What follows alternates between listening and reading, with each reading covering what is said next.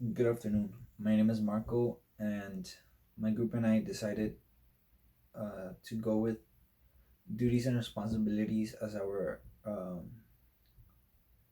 enduring idea for today's Frankenfolio. My quote was I felt what the duties of a creator toward his creature were, and that I ought to render him happy before I complain of his wickedness. It is said by Frankenstein at the end of chapter 10. The main reason we chose the topic or our enduring idea was because the book constantly exposes the lack of attention, affection, and guidance that Frankenstein gives to his creature. Both the creature and Frankenstein know this, uh, since Frankenstein leaves the creature to fend for himself, since he was to fend for himself from his early development stages. Uh, this book is deeply connected to Mary Shelley's early years. When doing a biographical connection, we learn that her father um, wasn't the best father in the world. He didn't take good care of her, and instead of spending quality time with her, he just let her roam into his library and soak up information from the books, let her read as a way of distracting her. This can be seen in the book, since Frankenstein has a similar attitude towards the creature. He's not really there for him. He doesn't participate in his early life, so this might be something that Mary Shelley wanted to introduce into the book to maybe connect her past life with this.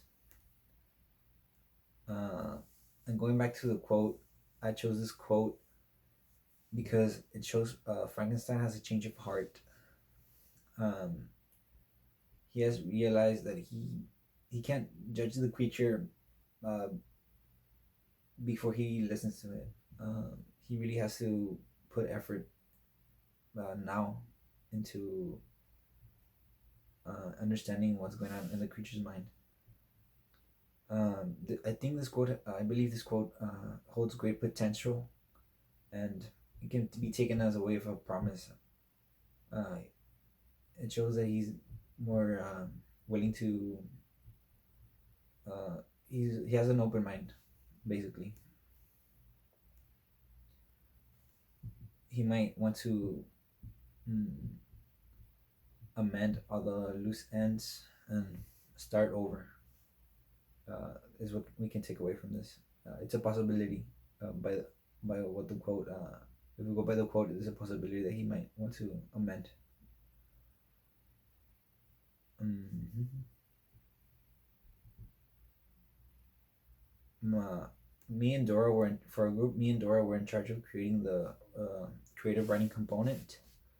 We decided to go with journal entries uh, before and after Frankenstein created the creature.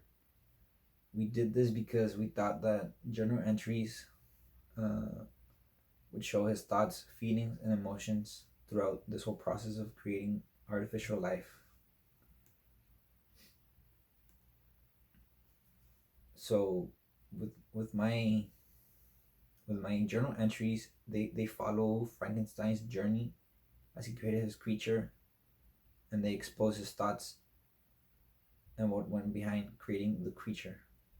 So here is what I wrote. January 28, 1774.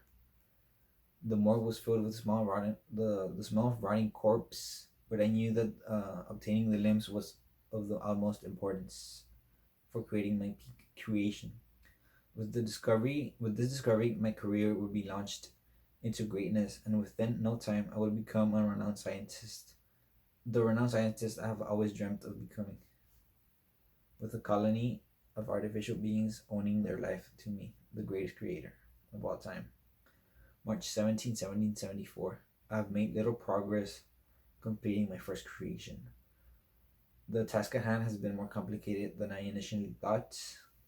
While I have been giving movement to the limbs, while I have been able to give movement to the limbs, I'm having difficulty attaching them to the upper body.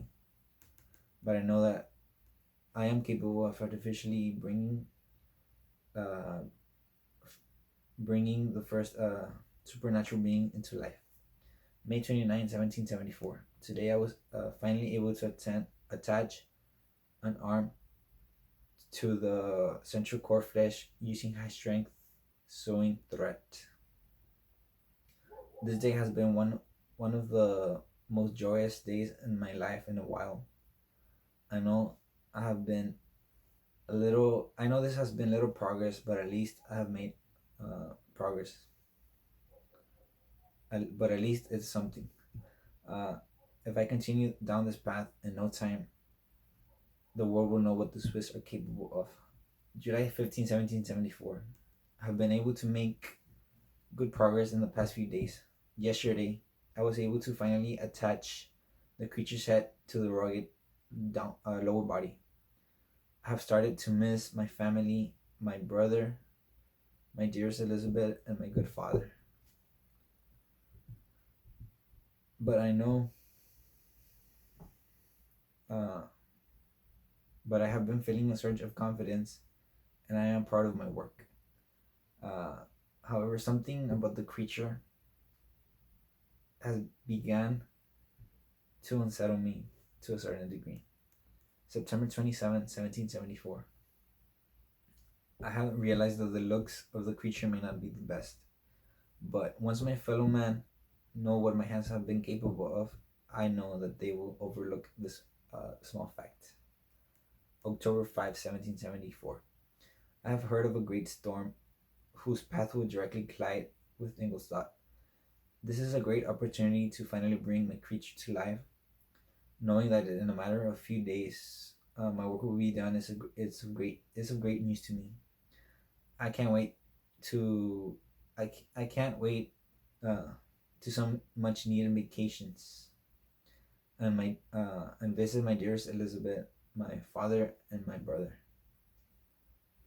I know that I know that when I review what I have been working on them, at first they will be confused, but once they grip once they grip reality, I know that they will be proud of me. So in my writing, we can see Frankenstein's thoughts behind creating the creature. We can see that he's unsure if he can create the creature, but he has great confidence in him. We might describe him as cocky. Frankenstein gives into his ambition and pride, so creating the creature might lead to his demise. Frankenstein wants to be someone alive. He wants to leave a legacy as a renowned scientist. For my closing remarks, this book is 200 years old, but the message that it carries is still alive today. Uh, One of the main themes in this book is not messing with nature, and we can see that humans can't really be trusted with such high power because we're too selfish, too self-absorbed that we wouldn't be a good match to have a good power.